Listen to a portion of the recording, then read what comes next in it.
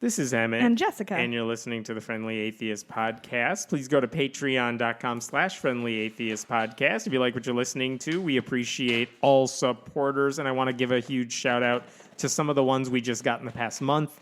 Ann B., Doug P., Ryan M., Andy S., Eric P., Monique R., Stu P., Matthew M., Elaine O., Erica B., Laura D., Daniel H., Christine F., Alyssa W., Tracy S., Phil T. That's a lot of people. Thank you so much for giving over the past month. Christine F., what's up, Moon Sister? I know who that is. So we appreciate it. Leave reviews, all that good stuff. You know the drill. How are you? You know what? I'm doing okay. Things are still bananas crazy, but it's been nice out the last few days. So we've had the windows open, which look at you feels like escaping a little bit. Things are going good. If you are interested, my husband Mikey and I are doing a mini series that is going to last apparently to the end of linear time. Yes. Where we're watching movies about people who are stuck places or trapped somewhere or something like that, and then recording about it. It's been very fun. My husband was a film major, so it's a fun mix of analytical, of him actually knowing what he's talking nice. about, and also like just us going slowly insane. Yeah, those are for patron only supporters. Yeah. And we put a sample episode on the regular feed. We did. Yeah. I don't remember Rear which Window? one it was. That might be it. I think it was Rear Window. Anyway, I make fun of Mikey's ska face, which was extremely fun for me. But yeah, no, things are going. As I was telling just beforehand, my kids have been home for like a week. No in-laws or anything, so it's like we're slowly dying. Mm-hmm. But Disney Plus, somehow, amazing. Yeah. I know everything about the Mickey Mouse Clubhouse. Let's start talking about... there are so many states we got to get to. Let's start with Kansas. Okay. Because this sounded like a good thing to hear in Kansas at first. The governor of Kansas is Laura Kelly, who is a Democrat, and she issued an executive order that basically said, don't gather... you got to have social distancing, so no big gatherings except for, grocery stores and whatnot. Right. And she said, we're limiting gatherings to 10 people. Not nobody. I wish she had gone all the way, but whatever. She said no more than 10 people in one room, which for churches on Easter week is it might be a big deal right. if we weren't all in the same situation right now. But here's the thing. So she said, don't gather more than 10 people. That puts a damper on all the pastors who, for some reason, still think they want to gather this weekend for Easter services. But then it got weirder. Just to be clear, what she did is not anti-Christian, but it applies to Christians as well, because they're humans. This is going to be like our rallying cry for 3 weeks. It's like, we can tell you to put exit signs up in your church. That's not anti-Christian discrimination. We can tell... the entire state, you can't gather in groups. That's also not anti-Christian discrimination. Yeah. And so here's the thing, though. The Kansas legislature is predominantly Republican. And basically what happened is GOP lawmakers said, we're going to form a committee, basically. We're going to form a committee that says... the Legislative Coordinating Council, which can make some decisions on our behalf. And that council, which is primarily Republican, maybe all Republican, said, you know what? We're overturning your order. We want to allow church pastors to gather. And then, of course, they do the perfunctory, like, we don't want you to gather. We urge you not to do it. But if you want to, it's fine. She cannot get in the way of your religious freedom. So basically, they undid her order to keep everyone safe. Sure. Is this where the rubber hits the road when it comes to like religious freedom? They want the freedom to kill people. Yeah. And they'll fight for it. And basically now there's a lawsuit. She's suing, saying your committee that you formed, the Legislative Coordinating Council, doesn't have the right to overturn it. Maybe the legislature can, but not your committee. That's the technicality she's suing over. But while that's going on, you have a bunch of smart people who are like, it doesn't matter who wins the legal fight here. Right. It's still a bad idea. Don't meet, don't gather. I don't care if it's Easter. Don't do it. By the way, there are like 12, I think if I have the numbers right, there are 12 clusters that they could trace back where people got the virus from. And roughly 25% of them, I've heard the number either 3 or 4, clusters of the virus have been linked back to churches. In Kansas. Cool. So this is not a small thing. We're not talking about one pastor doing the wrong thing. We're saying if they open the door, there are more than a handful of pastors who are going to take advantage of that and put everyone at risk. Right. But in Kansas, you have a governor trying to do the right thing and Republicans getting in her way so that Christians can hurt people. Listen, Republicans so are much doing for being everything pro-life. they can to kill as many people as possible, except fetuses. Right. They're pro-life until you're born, in which case they want to kill you with this virus. Yeah, no, that's cool and chill and nice. Thanks as usual, Republicans. Yeah. And let me move over to, let's do Georgia. Here's Georgia. In this case, you have another Republican governor. This is the one who stole the election from Stacey Abrams, who issued a social distancing decree. But here's the deal. There was a church. There are a couple churches that are meeting, and the Georgia State Patrol actually went to one of these churches because they were meeting way more than the amount of people. Like it was a larger gathering, and people were not social distancing. They were defying those orders. They went ahead and charged 5 of those congregants with reckless conduct. All right. Yeah. And again, that's a good thing, but it's happening all over the I'm the last person state. who wants the police involved in any kind of thing like this, Yes. but like, y'all. Yeah, what choice do you Right. want? Because I'm going to move to a different story too, because it's the same basic idea here, which is you still have Laws still apply to you? the law still apply to Germ you. theory still applies to you? Yeah, and the question is, if pastors aren't going to listen to the rules about staying apart, what do you want people to do? Right. You have to get law enforcement involved if you're just going to put everyone in danger. And of course, I've seen this from Todd Starnes, who is a right-wing radio host who used to work for Fox News. He's like, look at this. They are sending like the government into your churches to arrest you for being Christian. It's like, no. That's not the issue. That's not what they're doing. Right. But they're also happy to see the police called on a black person for like walking That too. and breathing at the same time. Like Yeah, a but it's- real criminal. These are social distancing measures for public safety. It shouldn't be a problem if you Right. follow the rules, but some of these pastors are like, go ahead, arrest me. I want that photo op of the government barging into my church telling me I can't worship, even though it has nothing to do with the fact that they're Christian. I'm sure the cops are Christian too. I as I'm wont to do when I'm bored, I got in an argument on one of my local Facebook groups, and somebody put up a Matt Walsh quote, not the right-wing commentator. terrible misogynist Matt Walsh.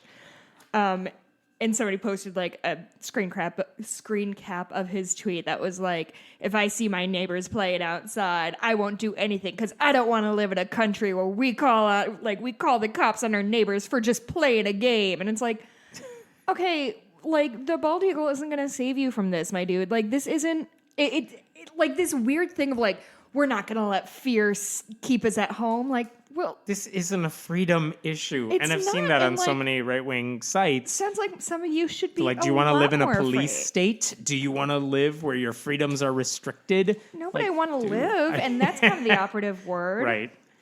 I have seen a couple of instances where some places, I should say, have done very smart things to stop Christians from gathering, Okay. even if it's, technically legal. Do they There's put, no like, the stay-at-home order. wired pointy things like they do for pigeons in New York? Oh, so they smart. can't land Like, somewhere. they put a wired fence around the church. Yeah, exactly. No, these are even more clever. So here's Little spikes California. on the pews. Here's California. There is the Cross Culture Christian Center in the city of Lodi, sorry. Lodi, I think. But basically, they went for services last Sunday because screw the law saying we can't gather. But the landlord of the building changed all the locks. No. And so they couldn't get inside. A landlord of a church? The landlord who owns the building, which, by the way, the church was part of the Bethel Open Bible Church. So it's a Christian-owned facility that they're using, but the landlord went ahead and changed the locks. This is, by the way, after, this isn't just a guy doing this out of spite.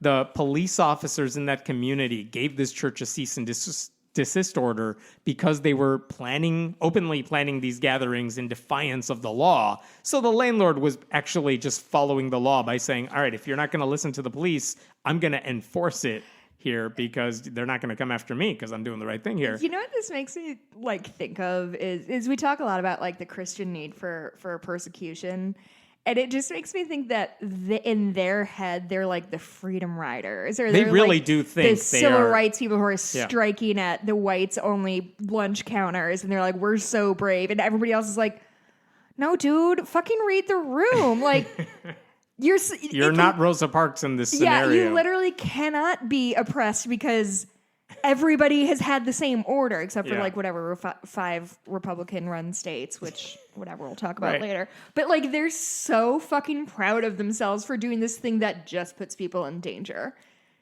and not moral danger like the whites thought the 60s, the black people in the 60s were going to bring in, actual literal death danger, the bad kind. The bad kind of danger. There's also, Florida, we've talked about this guy, Pastor Rodney Howard-Browne. He's one of those guys who held a ceremony in defiance of that law, or at least a local order that said churches can't meet. And then he was arrested and quickly bailed out. Mm-hmm. But on Easter Sunday, he's going to be live streaming his ceremony. Okay. So fine, good. But why is he doing that when he went above and beyond to tell people, no, we are going to meet no matter what?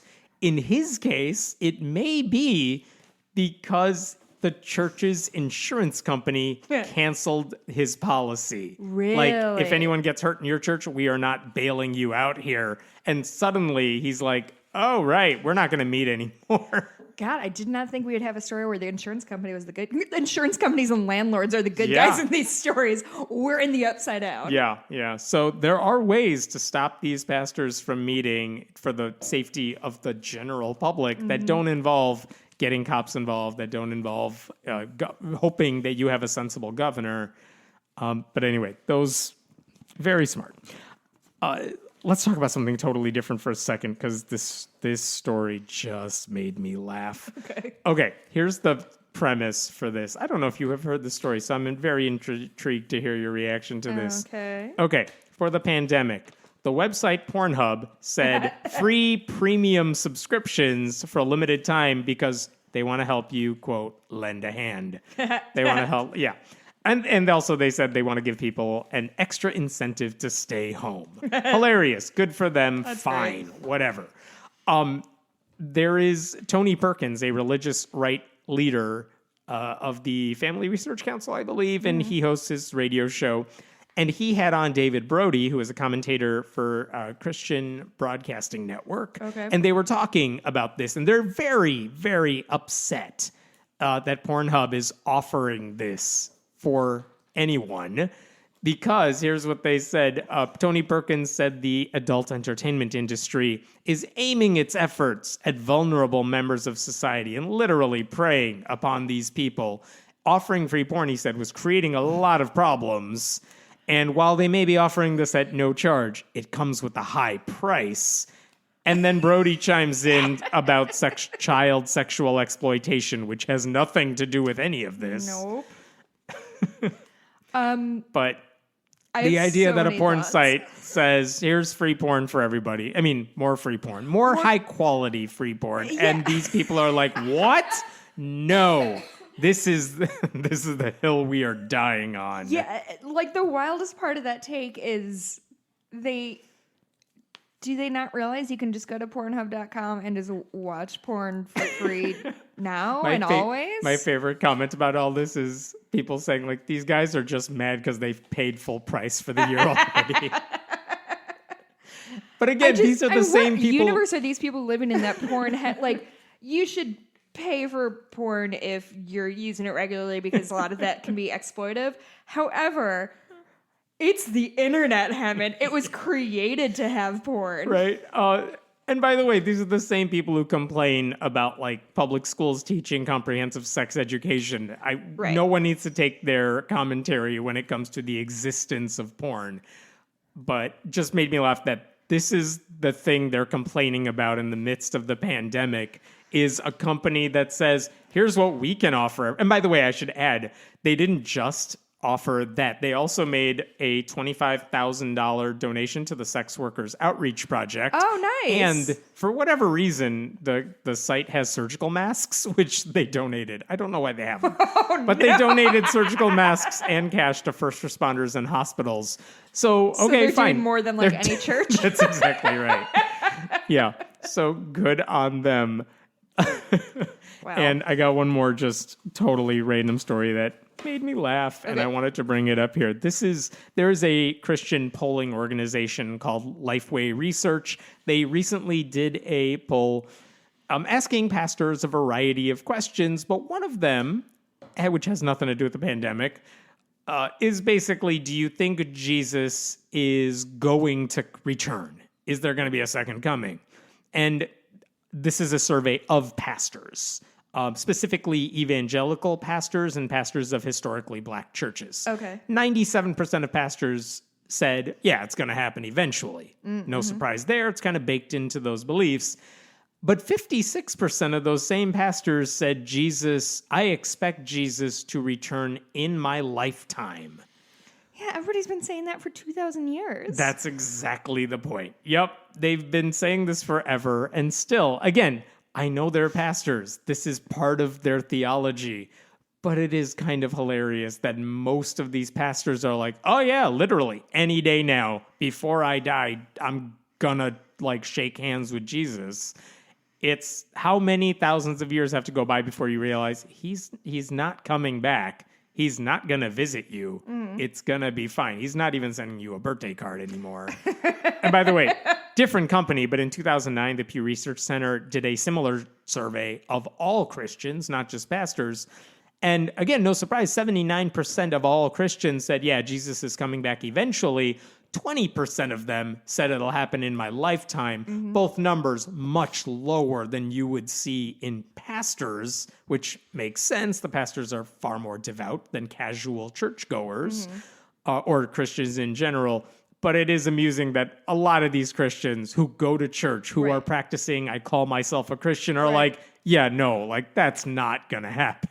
That's what I'm really curious what the translations are that people are like, oh no, it's definitely going to be he's going to come back between the 1980s. Woo, there we go. What was the opening up another story as I do this? It's going to be between like the 1970s and the 2040s, like for sure. I read my Bible and it assured me that this future that it could barely predict that's it. We're going to nail it right there. Let's talk about Mississippi. We don't talk enough about Mississippi. Did I have a story? You did. What is the Governor Tate Reeves doing in Mississippi? So we know we're in the middle of a global pandemic. What? Things are dire. People are dying. And Tate Reeves, a Republican governor from the great state of Mississippi, is taking it seriously. And that's why he has taken the time to declare April Confederate Heritage Month. Oh, good. So the proclamation came 2 days after Reeves changed his position, and he finally issued a statewide order shutting down non-essential businesses and ordering residents to stay at home. He says that April is the month when, in 1861, so 100 and some years ago, 49, a nice round number, 59 years ago. In 1861, the American Civil War began between Confederate and Union armies, reportedly the costliest and deadliest war ever fought on American soil. And that's the only thing anyone ever needs to know about the Civil War. Right. So I have some thoughts and questions. So even if we are both Cubs fans, but I've never loved a losing team as much as this guy. We don't have to say that anymore. They finally won in 2016. That's going to ride us for the rest of our lifetimes. So he's honoring the beginning of the Civil War, which is a wild thing to do. Most people, like, except for like D-Day and Pearl Harbor Day and things like that we tend to remember, we tend to not celebrate the beginnings we honor of wars. the Pearl Harbor bombing, the day of the Pearl Harbor bombing. We commemorate, 9/11. Right. This guy's celebrating that's the beginning of the Civil War. Part one. Part two is that even if that was his intention, which is, again, cannot be clear enough, the most bananas idea of all time. Like, let's celebrate the beginning of this horrible war that, like, splintered our country. Yeah. That he is calling it Confederate Heritage Month. So, not Civil War Remembrance Month, and not we lost and that was good for the world. Yeah, not we really wanted slaves but pretended it was about states' rights, kind of. Yeah. By the way, he's spoken Month. at an event for a group that says the Civil War wasn't about slavery. So, what? surprise, I can't believe who it. I've knew? never heard that really, really good take. What I would love to ask somebody when they say it's about states' rights, and it's like, states' rights to do what, bud? Yeah, exactly. Because you've only removed yourself one step away from slavery. Tate Reeves was also in the news today for another reason, which is that I think in Mississippi, police also went after a church that was having like a drive-in service. Oh. And the problem with the drive-in services is they're still gathering and they're still not observing the social distancing measures. And they were breaking the law. But of course, the conservatives who are pushing that story are like, all they were doing is practicing their faith and the police came after them. Here's what Tate Reeves said about that. If you send police after worshipers trying to social distance, you are going to have Mississippians revolt. Uh-oh. I've asked all pastors not to hold these services, but we ordered churches safe from these outrageous actions. Don't trample the Constitution. Please use sense, everybody. The outrageous actions he put into place? He's basically, it's not confirmed if churches are exempt from his stay-at-home order. Mm-hmm. Like, even, I think the last time I checked, it was not clear if churches were exempt. Mm-hmm. And he, like so many Republicans, are like, we don't want you to gather. Right. We're urging you not to gather. And then they always, if it's unstated, they're just like, but if you do, I'm not going to do anything about it. And isn't this so similar to the vaccine debate we've been having for 15 years since Wakefield put out his garbage? Like, there are, I understand and empathize. Oh, cool. A hawk just flew by my window. Mm-hmm. That was cool. I understand and empathize people valuing freedom. I do, and I get it. And trust me, like, I don't want a fucking police state either. But as with vaccines, this isn't a mind your business, I'll mind my business. This is, we need to work together as a cohesive group, as a people, as citizens, to protect people, to protect our healthcare workers, to protect our healthcare supplies. This isn't about, like, when I see in my Facebook groups of, like, I saw a group of kids playing basketball or whatever. We need to have this stopped. And people are like, mind your fucking business. Mind your own business. And it's like, it's the exact same thing with vaccines. Like, this can't be an individual mandate. This can't be a thing that we just cross our fingers and hope that everybody does the right thing.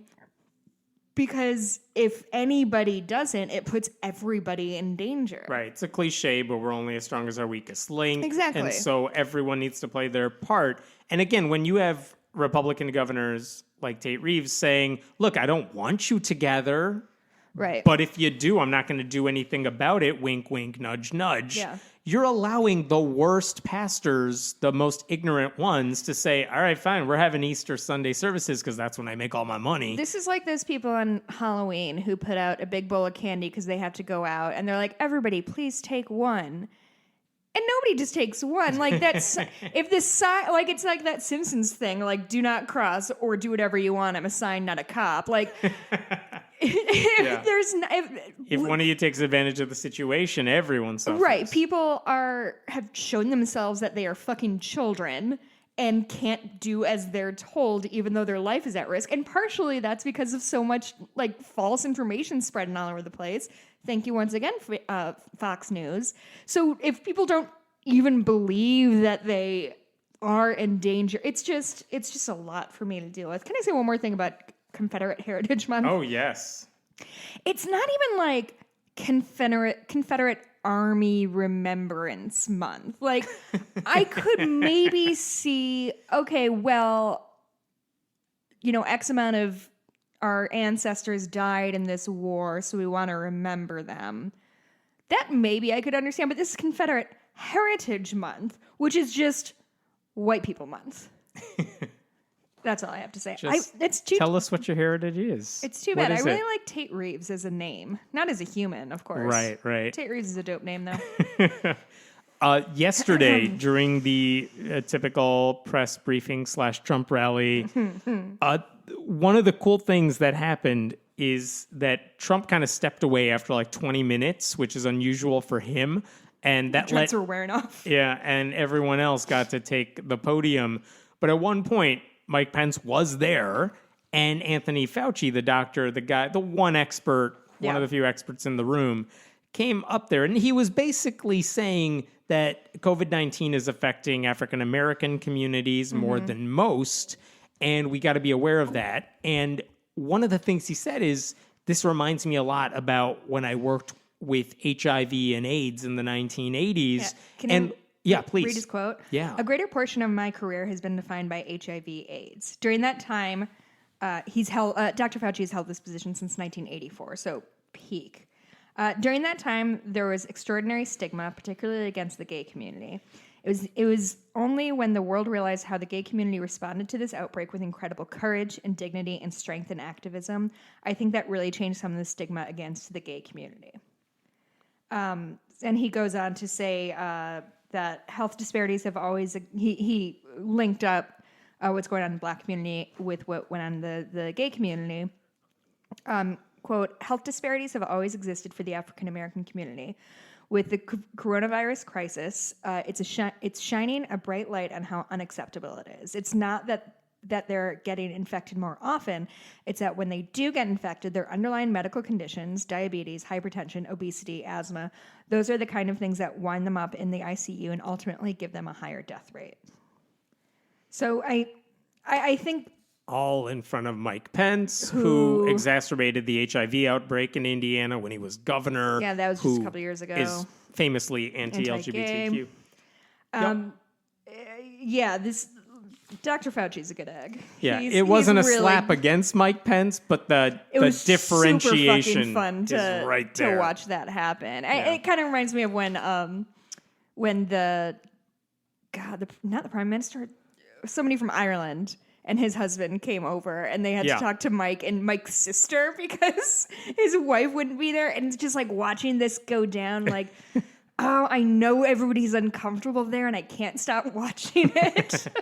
The train wreck that Mike Pence brings to the table. And he's supposed to be the sane one compared to all the other people. Here's a frivolous story just because, palate cleanser. Basically, a Utah woman last month needed a handyman, and she looked online, I guess, found a guy. His name is Berkeley Holm, and whatever he was doing in her backyard, he needed to fix up something. This is what he said he did. Fine. He told her, job's going to cost you $4,200. I need $2,100 up front. Okay, fine, whatever. She wrote him the check, except she didn't do the numbers right and accidentally wrote him a check for $21,000. No. So what would the normal human response be? Hey, you screwed up. Here's your check back. Can you write me the correct one? That's, of course, not what this guy dare him to did. try to cash that check if I wrote it, because that shit would bounce like a fucking Super Bowl. So, of course, he went to go deposit the check. And, of course, like days later... Oh, and by the way, the lady realized what she had done. She tried calling him. He stopped answering. Of course, he didn't do the backyard work. He basically ran the hell away. So police got around to him. He admitted what he did, but here's his explanation. He said that once he saw the amount, he, quote, basically thanked the Lord and put it in my account. God is sending me a sign. Thanks, God. Oh, I'm not going to respond to that lady's calls. Wow. That guy's a fucking monster, huh? Now he faces jail. Good. His bail was $10,000. Well, he has that, so that he's should be fine. Charged for theft of mistakenly delivered property in a cash-only warrant. Oh, and by the way, I looked up this guy's like Yelp reviews and other place reviews, and like none of them are good. I don't know why the lady hired him, because like way Just for long times, my dude. before this issue, Yeah. plenty of people were like, the guy stopped doing the work at my place. Oh, like, shit. these are bad reviews for the Yeah, guy. that's no good. All right, let's talk about Jerry Falwell. Okay. Guess what he did this week?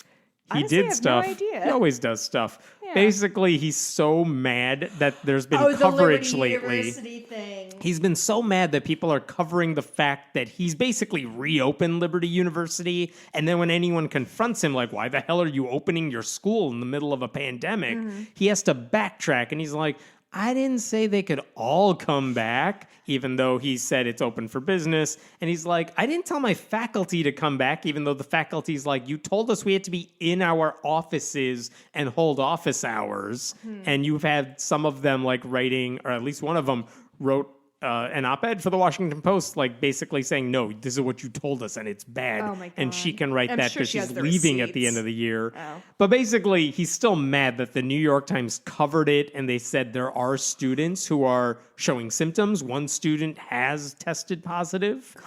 And basically, he's so pissed off that everyone's reporting on the stuff he said and did that he said he has taken out warrants against the news site ProPublica and a freelancer for the New York Times.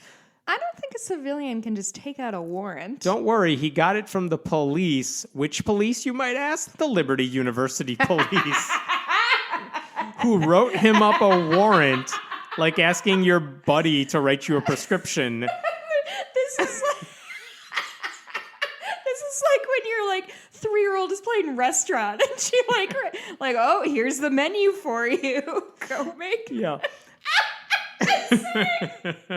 He issued a warrant against a New York Times photographer who took a picture of a student who was willingly and openly quoted in an article, and they wanted a picture of him, so they took a picture, and he's like, and Falwell's like, you trespassed on my property. Ooh, at I Liberty. don't think is a university private property? It is a private university, but also there is a far cry between like, you stepped on my property to do something nasty and like, no, we're journalists and we're quoting one of your students. Well, also like you came into my house versus you went on a 500-acre property that I owned at some point. Oh my God. Right.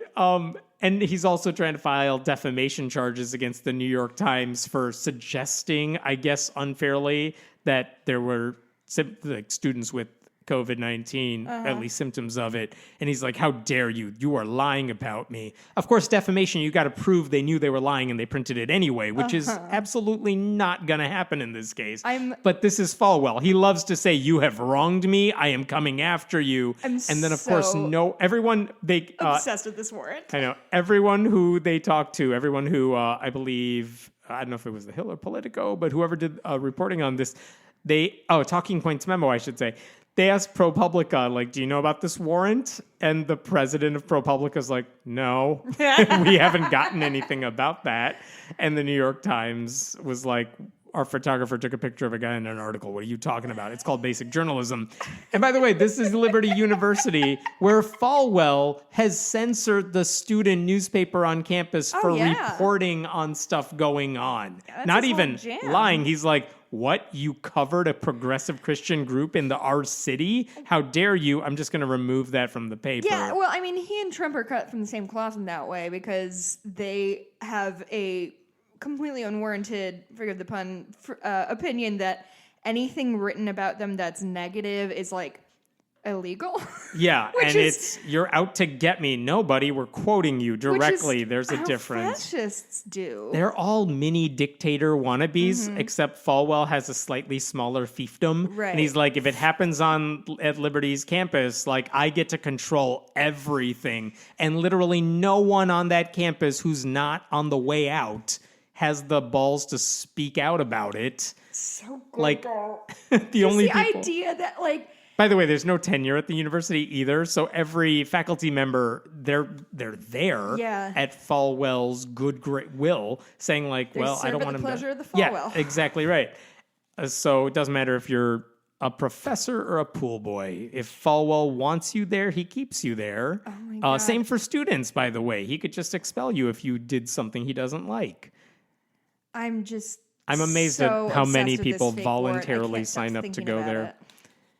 And I know not all students have a decision. Maybe their parents Sure. are doing it, but it's amazing that parents are like, yep, this is the best place to get a real education. Well, brainwashing is a hell of a drug. Yeah. Oh, You Falwell. want to talk about the Pope? Let's talk about the Pope. So the Pope, he had an email interview published in the Tablet and Commonwealth magazines. And he suggested that the COVID outbreak offered an opportunity to slow down the rate of production and consumption and to understand and contemplate the natural world. Which, by the way, just right there, that's fine. You don't have to like that one, but it's like, all right, fine. He's fine trying to find a silver lining in a pandemic. That part didn't bother me. If like, But it's super not fine though. Yeah. It's like it is like these celebrities who are like, oh my goodness, this is really just giving me a chance to like reconnect with what's important. I'm spending more time with my horses on our property. You know, Yes. I'm swimming every day in my private pool. I'm going for long rambling walks on my grounds. Like it's really given me the perspective I need. Like good for you, but people are like shut up in their studio apartments in Chicago who can't really leave unless they want to risk their lives. Like, this ain't it, son. okay, yes. Quote, Then he went on. we That do wasn't not even respond the to the... Yeah, that's not even That's the not bad even what part. we're talking about.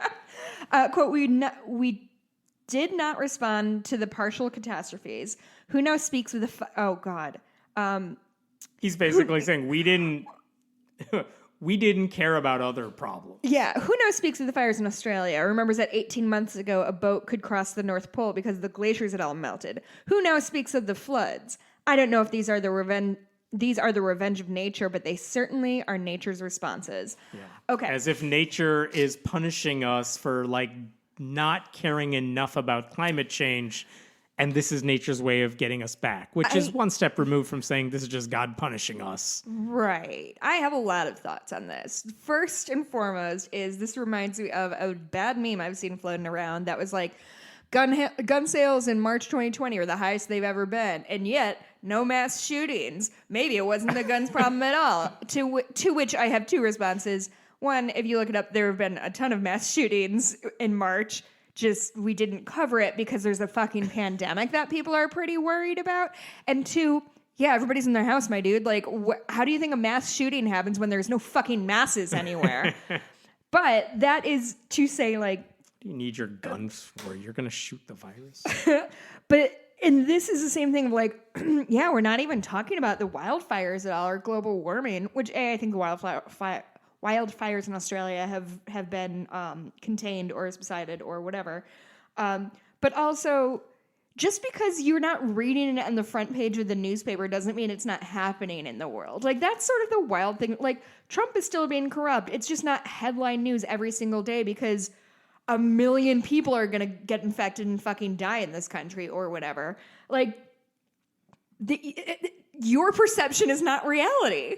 What you are aware of, what it makes through to your golden castle, is not necessarily everything that's going on in the world. It is the idea that nature is a thing that has a mind of its own. And it's like, well, you didn't care when I was suffering before, but now I'm going to come back and get you. If it wasn't the Pope saying it, you could easily say it's just a crazy man talking. Sure. But the idea that this is the sane commentary, like from people who say the virus is punishment for something, he's supposed to be the sane one, and people are treating his comment as if it's a totally normal thing to say. But if you take away that veneer of he's the Pope and he's the nice guy that we like, it's like, no, what he's saying still doesn't make any sense, and stop giving him credibility that he doesn't deserve. By the way, what's the Catholic Church doing? Nothing. They're like, you can sell the Vatican and donate and get masks. That would be a thing. And I'm not saying Catholics aren't helping, but like, come on, as the church, as an institution, is a Pornhub is doing more than the Catholic Church right now. What? Like, if this isn't the moment that you're like, hey, maybe we don't need to be sitting on just like fucking thrones made out of gold bars or whatever. I've never been to the Vatican. Is that clear? That's exactly what it looks like. I mean, they're taking it seriously. Again, Catholics, by and large, are not they're not science deniers. They just don't like it. Like, they're doing the social distancing thing. You don't see Catholic priests saying, no, we're holding mass anyway. It's like an evangelical subset that's doing it. So that's all well and good. But trying to attribute this as part of God's plan, and what exactly is God trying to do? Oh, through nature, he's sending us this as a sign. It's like, no. That is as insane as everyone else saying there's some bigger explanation for this virus. That's not true. So that's no good. Here's a story that you're gonna hate. Oh, good. Well, I think we have talked about this woman before, Renee Bach. Basically, in 2018, we found out about her because she was a missionary, one of those like white evangelicals who's like, I'm gonna go to Africa and I'm gonna be the savior of mankind. Are these people who are trying to contact no. peoples in the Amazon or no, something? Those are the evangelicals who are like, I'm going to spread Jesus to the untouched people, the people who never get out, who are isolated, and then like you're infesting their world. That's one type of crazy person, not them. Oh. She just went to Uganda and she's like, I'm going to care for the poor children here by showing up.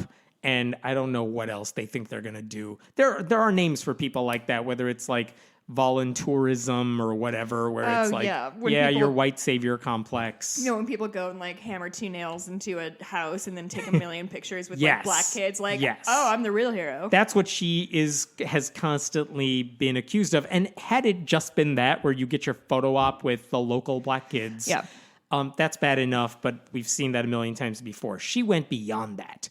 She basically set up like a makeshift hospital and was basically performing surgeries on kids there with no medical training. Wait, what? Yeah, huh? Oh, wait, maybe we have talked about her before. We have, like, people were, like, the story was 105 kids had died under her care. Fuck. And that was why she was in the news in 2018. And then here's the problem. Some of those parents, for whatever reason, are like, I'm not filing a lawsuit about it. There are lots of reasons you may not want to go past that.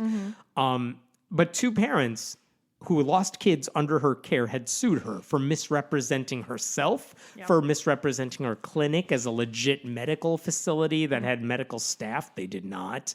And that trial is now beginning in Uganda. And this week, if you get a chance to read it, the New Yorker just published this lengthy piece covering who she is, what she did, what's going on now. And there's some just descriptions of her. Here's one description from the piece. A gardener who worked at her group serving his children for 3 years asserts that Bach posed as a doctor. She dressed in a clinical coat, often had a stethoscope around her neck, and on a daily basis I would see her medicating children.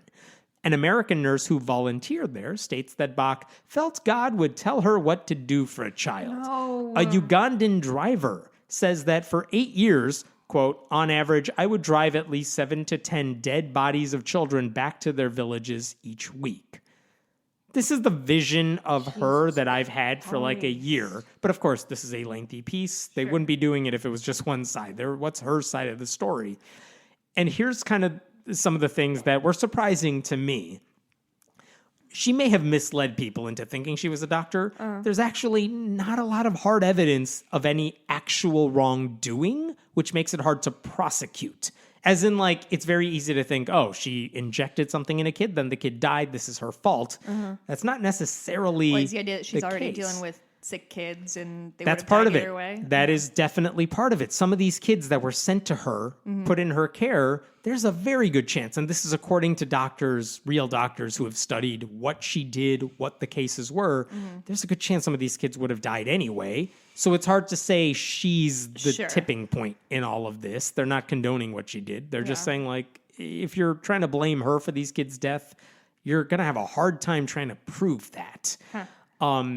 Also, the medical treatment that she gave them. She shouldn't have given it to them, but if a real doctor was in that position, there's a good chance they might have decided this was the best option we have. And so even if she wasn't trained to do it, her decision wasn't different. And anyway, I hate that. So there is a lot of, again, what we're talking about is, will the people suing her in court win their case? And basically the argument is, if you're looking for hard evidence that would put her behind bars, it's hard to find. It doesn't mean what she did was okay. Right. Doesn't mean anyone should be like praising her for what she tried to do. But the legal case against her is a lot thinner than you want it to be if you're trying to go after her, which was interesting to read about. I don't want to surprise anybody, but I don't know a ton about Ugandan law. But isn't just practicing medicine without a license enough to... I believe her argument is that she always had trained people around her or within reach. Doesn't fucking matter. Right. So did Leonardo DiCaprio in Catch Me If You Can. Right. And so anyway, What's that guy's name? Interesting story if you get a chance to read it. None of it lets her off the hook. And by the way, she's back in the U.S. except for the trial, I guess. But it was interesting to read about even the Christian missionaries who were there with her, who were like, no, what the hell are you doing? They get plenty of their voices heard in this as well. And some of the criticism, by the way, has made it back to her. And Well, I should hope so. Yeah, and she should be pretty fucking open to criticism at this point, Hammett. Yeah. So interesting piece if you get a chance to read it. I found it really interesting. Let's talk about this story, which should be a bigger deal, but of course, because of the pandemic, it's not getting a lot of air. The U.S. government recently passed the CARES Act, which is the Coronavirus Aid, Relief, and Economic Security Act. And one of the things it does is it lets businesses borrow money from the government to cover their costs so they don't all go out of business. That includes salaries. So, you know, the Small Business Administration can give you a loan, but you don't have to pay it back. It lets you stay afloat. That's not a bad thing, assuming there's transparency and there's oversight and all that stuff. But here's one of the problems. They have said, this is unusual, nonprofits are eligible for the money, which is weird because usually why is the government giving money to nonprofits? But again, they want nonprofits to stay afloat, which in and of itself isn't a bad thing. Right. But they're also saying churches are nonprofits and they are eligible for this money, which means, in another sense, the U.S. government, i.e. us, taxpayers, are now paying the salaries of pastors and church personnel whose only goal is to spread the gospel. And so we're giving money to churches so they can spread their faith. And that in and of itself, that's a problem. And that's a hard thing to argue, especially because the way they are doing is saying, no, we're just helping all businesses, including nonprofits. Right. We're not singling out Christian churches, even though they're the big beneficiaries of this. Yeah. So legally speaking, it's going to be hard to argue this one because they've already said that's okay in the past. But also, here's the other side of this, or another side of this. The Small Business Administration has its own set of rules. And those rules say, and I'm quoting here, in regards to who they can give loans to, you cannot give loans to, quote, businesses principally engaged in teaching, instructing, counseling, or indoctrinating religion or religious beliefs, whether in a religious or secular setting. Their own rules say we cannot give money to religious groups. We don't care how you're doing it. We don't care what you're doing. We don't give money for that. Right. And now they're violating those guidelines because the SBA is now saying faith-based organizations are eligible to receive loans.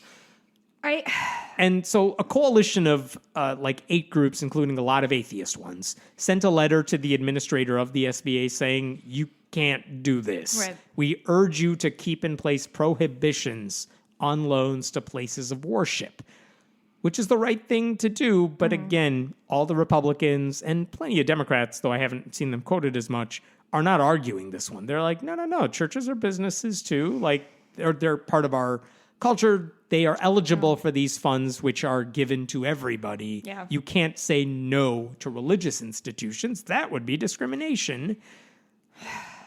Doofa. Like, I guess the question is, should taxpayers in this pandemic, should taxpayer money be given to churches to keep them afloat as well as businesses? Oh, God. Like, reflexively, obviously, I think not. But I don't know, man. Like, we're kind of running into some unprecedented times. And I think my main issue with it is that I think that should the government do something like this, then things have to change in the future. I think there need to be strings attached, because we can't say, actually, our government can help fund religious institutions, but we're still not going to collect taxes on it. And we're still going to like let you do whatever the fuck you want. It's just really hard to hear, because at the beginning of this show, all we were doing is talking about how religious leaders are saying, well, the rules don't apply to me, the government doesn't apply to me, your laws don't apply to me. But now they're like, oh, well, if you're gonna be giving me money, then by all means, like, yeah, God bless America. I think you said one thing I want to take issue with. You said, like, if they're not paying taxes. I saw someone tweet this, like, oh, they're businesses? Fine, tax them. Right. Funny. But here's the thing. They are not just giving, it's not just saying, oh, they don't pay taxes, so they shouldn't be eligible for this. Nonprofits don't pay taxes. That's part of the deal. My issue is that, okay, like you said, strings attached. If they want to be eligible for this funding, they should at least have to play by the same rules as other nonprofits, which is to say you better be open, transparent about where you get your money from, who's giving it to you, and where it's going. And again, churches don't have to do that. Specifically, religious institutions don't have to share any of that with the government, whereas other nonprofits have to. Mm-hmm. And again, so they get treated differently already. Yeah. And so I don't like that. Legally, like, I guess ethically speaking, no, I don't want them to get money. I don't think churches should want to get money. I've seen this argument from some Christians.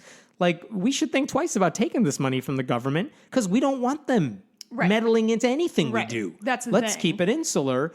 But also, if they're going to get it, at least make them be transparent about where this money's going. I guess that's what I was trying to say. Either. Is like if these churches get this federal government support, even more so because by not being taxed, by not paying property taxes, by not all of that, they have been getting support from the government forever. But if they are going to say like, yeah, we need the help, we can't do this on our own, then we have to take a look at your like income, like payrolls and see, why am I paying for Joel Osteen? Right, and like not just because he's rich, but like why are we paying for megachurch pastors who aren't? We don't know where the money's going, and why are we paying for proselytizing? And also, if you say this is, because I'm trying to be like as intellectually honest as I can about it, because everything we're talking about with this economic relief is all about like keeping businesses afloat so there are jobs to go back to when the economy opens back up, right? Mm-hmm. And I'm asking sincerely, are churches a place that a lot of people get employment? Like my understanding is yes, they do hire a lot of people. There are a lot of people out of work who work at churches. And again, I feel for them. I don't want them to suffer from the pandemic, but I do want churches to play by at least the same rules as other nonprofits, which they don't have to. That I 10,000% agree with. It's a legislative fix that they will never fix because it's just Republicans in government and even Democrats who don't want to rock the boat on that one, saying, oh, we don't want the... Because again, if you say churches have to play by the same rules, there are Christians who will be like, you are persecuting me because of my faith. It's like, no, we asked for neutrality, not special treatment. Nope, neutrality is against my beliefs. I got one last story here, a sad one, and cool. I'm still trying to wrap my head around what just happened, but we've talked about this. Cardinal George Pell is the highest-ranking Catholic official to be convicted of child sex abuse. And last August, the last time we kind of brought him up, he had been denied an appeal. He was convicted. He was going to jail.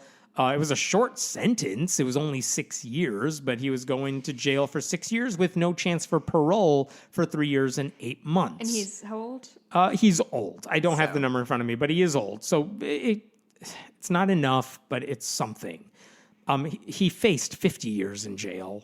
He got off with 3 years and 8 months with parole, if you want to call it that. And by the way, just to be clear, he was found guilty of child sex abuse, and his lawyer said, don't punish this guy for whatever he did was nothing more than a, quote, plain vanilla sexual penetration case where the child is not actively participating. That was Pell's lawyer. Sure don't want to hear Vatican lawyers talking about vanilla sex. I'm going to tell you that right fucking now. Yeah. Because to those old virgins, all sex is non-vanilla sex. No comment. That's true. So, the High Court of Australia, their version of the Supreme Court this week, unanimously... I didn't like that one. I don't mean to shame virgins. I want to shame specifically old Catholic idiots. There you go. The High Court of Australia this week overturned that decision. Mm-hmm. So even though he lost his appeal, he appealed again. And this time they're like, yeah, let's overturn everything. He's a free man as far as this specific case is considered. Here's what they said.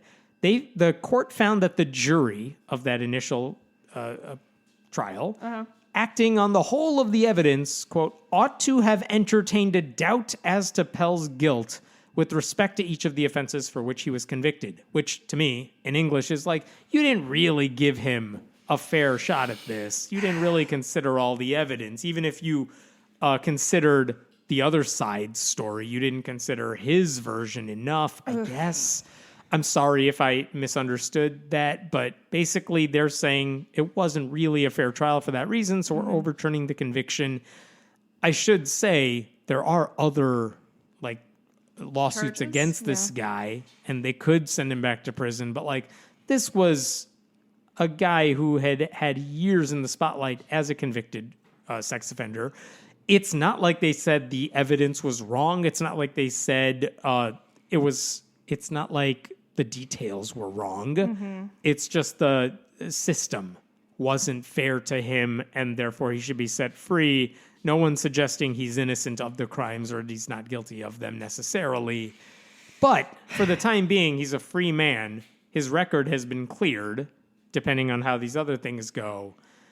It was just the wildly disappointing end. It's so frustrating to see what's going on in U.S. prisons right now, and many of whom are nonviolent offenders or on low-level drug offenses or whatever, and just poor people and people of color. I mean, obviously, I'm talking American, not Australian politics, but they just live by a completely different set of rules, and stuff like this is it puts into such stark relief of what we think is a crime from a young black man versus an old white cardinal. Nothing. What could he possibly do? Short of murdering somebody in front of an audience, what can they do to get the punishment they deserve? Yeah. Yeah. Whereas fucking black people are getting shot on the street for walking in a different direction than they normally do. It's fucking bizarre and infuriating. I was surprised they didn't say, do a retrial even. They're just nope, we didn't like how they dealt with this, so we're letting him free. Yeah, everything's the worst. Everything is the worst. Do you want to end on a happy note? Yeah, I do. It's not even happy. It's just another Republican governor doing something stupid. Okay. In Florida, Ron DeSantis, the governor there, he's already finally late issued a stay-at-home order, but it does exempt churches, which is a problem. But also, the other day, he was telling during his press conference in his state, he was urging people to, wear protective gloves. And he did it by putting a glove on one hand, which is not what you're supposed to do, then touching his face with his bare hand and clasping both hands together, all stuff that if you have to... It's does he think gloves are for? Yeah. He basically showed everybody, here's the wrong way to do everything. What was his goal? His goal was it's like if he wore a mask to say everyone should wear face masks, but he only wore it on half his face. Or and then just kept pulling it down. Pulling it down and scratching himself or whatever. It's the same idea. He just did it with one glove. And everyone's mocking him because he's a Florida man. Okay, once again, if you're listening to this podcast, you're smart enough to run for office. Look at these idiots. Yeah. Christ. Yep. Wow. Boris Johnson's out of the hospital. I was really sure he was going to die. And I felt nothing. That's not a great sign. No. I think this thing's broken me, officially. I'm out of... I'm very curious how many people who are like the worst, how many people actually have the virus or are suffering from the virus and they're not saying it.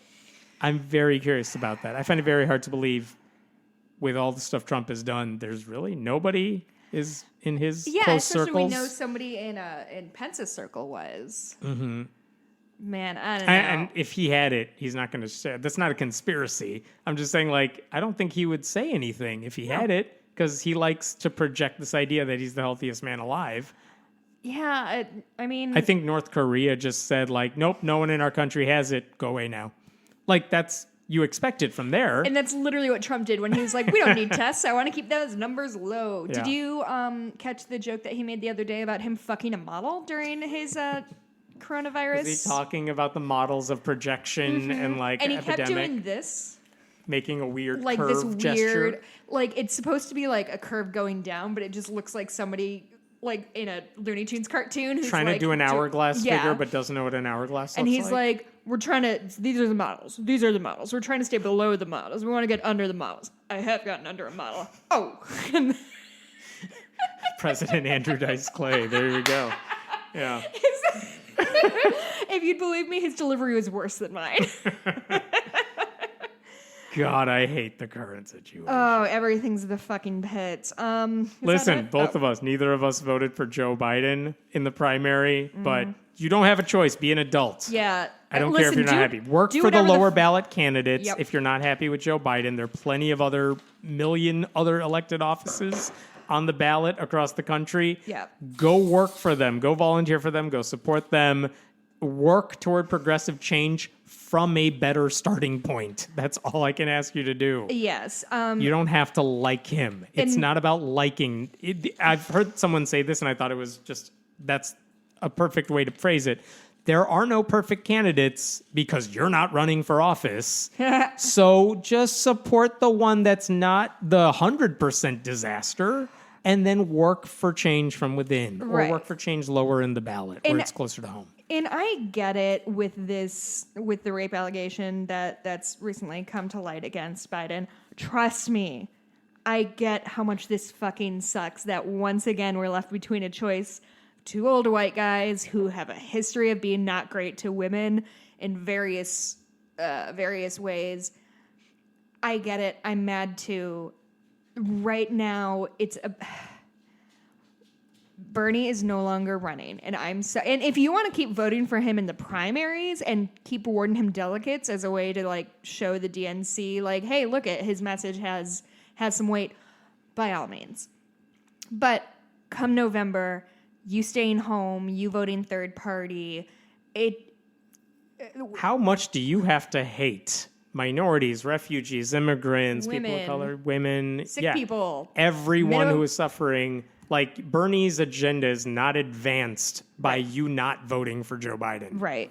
And then as is, if anything, it's undone. Right.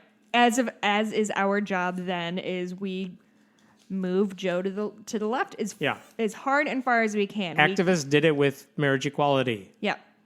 Like, Obama was against it campaigning, or he wasn't for it anyway. Right. And then enough people pushed him, and look, it happened. Yeah, it's slow. Trust me, I've heard people be like, it's a third term of Obama as a pejorative from the right. Right. Which it's like, yeah, that's not necessarily a bad thing. But even both of us are like, I don't want a third term of Obama because it wasn't progressive enough. Right. But there's understand how much more the government is than one person at the top. Right. And with Trump, you are not staffing any agencies with any credible people. Right. That's something I do have confidence with Joe Biden in, that if you're looking for like a secretary of energy, right, you're putting someone in charge who knows what that is, right, instead of, who is it, Rick Perry? Yeah. Like, who puts on glasses and thinks he's qualified. Hopefully he's going to put somebody in charge of education who believes in public education. Right. He's going to put in people in charge of the environment who believe in climate change. Who believe we should have one. Right. I think at this point, if you're like, fuck Joe Biden, and listen, like, you can say fuck the Democratic Party all you want. I don't necessarily disagree Join the with you. club. Yeah. However, sometimes you have to mitigate damage, and sometimes you do have to vote for the lesser of two evils, because you know we've why? seen, because it's lesser. Because we've seen what happens with a President Donald Trump. Yeah, it's just such a selfish thing to say. I didn't get everything I wanted, therefore everyone else can suffer because it's not great for me. Right. It's like, oh my God. And it's such a selfish mindset, and I would expect it from the right. And because even if Bernie got the nomination, there was absolutely no guarantee who would have gotten elected. Just like the thing that still really irks me is when people look back at 2016, like, Bernie totally would have won. Like, based on fucking what, dude? Like, right. You couldn't even get enough people to vote for him in the primary, and now you think he's going to win the general. And all of the projections said Hillary was going to win. So any projection you use, any numbers you use, we know now are even now suspicious. You couldn't get young people out to vote in enough numbers. So he didn't get enough win. votes. Yeah. I don't know what to fucking tell you. Like, that sucks. But also, like, those of us who are really progressive are not necessarily the bulk of the Democratic Party, and you have to understand that we need to have enough people to elect somebody as president, and sometimes that makes strange bedfellows, and sometimes you have to, like, reach across the middle of the aisle and talk to centrist Democrats, because not everybody is going to get on board for this progressive. Listen, where we live, around where we live, they primaried out a conservative Democrat and got a progressive woman on the ballot who will more than likely win that race. That is great. That is change at a much lower level, but that makes a huge difference. That's important. And again, if you want to elevate those voices, by all that means. only happens with a Democratic president who can at least delegate and put other people in charge. And you know that's one thing that he knows how to do. Right. And again, we know his Supreme Court history and all that stuff. Yeah, it sucks. It does suck. But it's a different time. He has way more progressive people, like, yelling at him. Yeah, he has more progressive pressure. Yes. And that is a good thing. But none of that matters if he's not in office. So, look, you don't have to love him. It's not about loving it. If you want to run for office, stop being stupid about it. Yeah, it's really, really frustrating. It's annoying that all the stuff we talk about on this show is all about how much damage they are doing from the top. And especially if you read my stuff or listen to this podcast and stuff, to come back and say, no, none of that really matters to me because it's not Bernie. So therefore, let's just keep doing this. Let them ruin all these lives. Well, it's like people, it's like what fucking Susan Sarandon said in 2016 of like, well, if I want Trump to win, so we start a revolution. Yeah, well you Trump failed. Won. There was no revolution, and now people are dying. So, like, fucking cool job, Susan Sarandon. Yeah, right. Like, I'm trying to be as empathetic as I can, because I was also heartbroken when Liz dropped out. Like, it fucking I believed in her vision of America, and I saw this future of somebody competent and caring in the office of president, and I didn't get that either. And so I'm as heartbroken as you are about Bernie. However, that choice is over. If you are his supporter, you didn't do enough. We lost. And that fucking sucks, but, like, that's what democracy is. You have to have somebody who is relatively palatable for everybody. Like, I don't know, the Republicans are so fucking good at getting in line. Yeah. Like, no matter who gets nominated, they how atrocious they are. Trump. They just Most love of them power. Spoke and so out they voted against him. Yeah. And then they were like, we want power, so we'll vote for him and deal with the consequences. And now everyone's dead and they're happy. Yay! Let's keep making stupid decisions and hurt people. They still do that because they can get away with it. Yeah. Because they have a Republican in the White House and the Senate. Yeah. And Trump, who famously voted absentee, is anti-mail-in ballots. Like, they're making...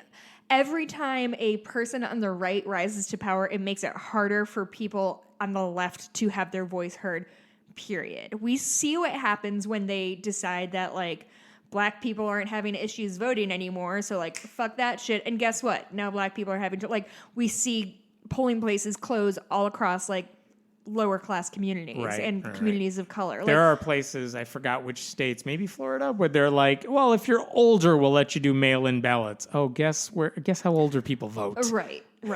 We'll have, fewer polling places in like very populated big cities. Right. Because we know who votes there. Right. It's not our people. Yeah. Like, don't put those people in power. Yeah. I don't love Joe. You don't love Joe. No. Vote for him and then pressure the hell out of everyone in his administration. Yep. Because right now all those commentaries are falling on deaf ears. Yes. So it's... don't be stupid. Yeah. And listen... Come on. Make our jobs harder so we don't have so many stories terrible each stories week. to tell. And I will say, like... It's a long time from here to November. So if everybody's not on the Joe train this week, like, fucking fine. That's not the end of the world for me. But if you are upset that Joe is our candidate, which I am, I think Heaven is, that means you have to support down ballot races. Yep. Find a state senator you want to support, or somebody running for Congress. Or run. Do you know how many? Even state senator, state office, those are hard to get, but it's a lot. Attainable. It's attainable. And you know what's even more attainable? City council, school board races, any of that stuff. Those races no one's paying any attention to. Go run for that. Make the change. Yeah.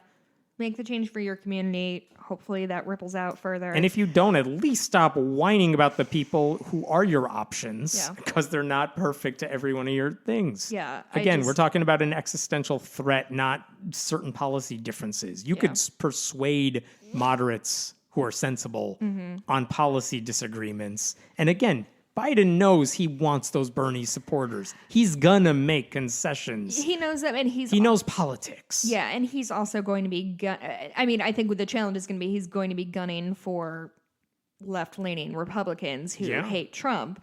So, like, at some point, we need to get back in power so we can do anything. Because guess what isn't going to pass if Trump gets reelected? Medicare for all. Canceling student debts. Like, none of that shit is going to get done. Voting everything. rights. It's... Anyway. That was fun. Was it? No. Okay. We'll see you next week. Oh, yeah? Keep an eye out. I have, like, maybe 15 letters going out with... or stickers. Yes, to new donors. $5 donors, Yeah, $5 donors. If you are a $5 donor on Patreon, we send out emails if we didn't have your address, but we are going to get those out to you. Yes. Please consider going to patreon.com/Friendly Atheist Podcast. Oh, I just checked before we record. Oh, I have to do 5-star reviews. Yes. I just checked before we recorded. We're at 299 Patreon donors, which means one more, and we watch a, what's his face, Kirk Cameron movie. Oh, dear God. Which I'm excited about. I don't know how that looks in the age of COVID. I don't know if we just like sit across the room from each other or you watch it at your house and then we come over. Figure this out. Yeah. So that's exciting. And I'm really sorry if things don't reach you. I have really terrible handwriting, so hopefully that's okay. Okay. So 5-star reviews. You talk while I find one. All right. Yes, you could find me at Hemant Mehta on Twitter. You could find Jess at Blueberry, BLUEBURIE. I know your patter. Nailed it. And please go give a review. Please go. Okay, I got it. Okay. This is titled, I Can't Believe I Never Wrote a Review, from S. Cluth. Kluth? Cluth. Sure. Cluth. 5 stars. I've been listening to your podcast for a few years now and love it. Hammond is super at informing me of important issues, and I really appreciate Jessica's humor and her own commentaries. This is my favorite podcast for keeping up with the atheist/humanist community with a dose of humor, like John Oliver and Sam B. Oh my God! It's our dream. And keep swearing. Jessica, it's one of my favorite elements of the Friendly Atheist podcast. Let's face it, sometimes we just have to swear We just have to swear to cope with stupidity. 5 stars. Nice. Thank you. Really appreciate those. 768. I don't know what our next goal for reviews We'll figure it is, out. but go on. Thank you. Leave a 5-star review. You might get it read on the air. You can email us if you have any thoughts, questions, concerns, need advice from these 2 idiots. friendlyatheistpodcast@gmail.com. And keep an eye out on the Patreon feed. My husband and I are Still watching movies. still watching movies, still talking about them. We just did The People Under the Stairs, which was really good. 1991, like kind of campy horror flick by Wes Craven. That was a lot of fun. And yeah, that's it. We will stay safe, everyone. We'll talk to you next week. Bye.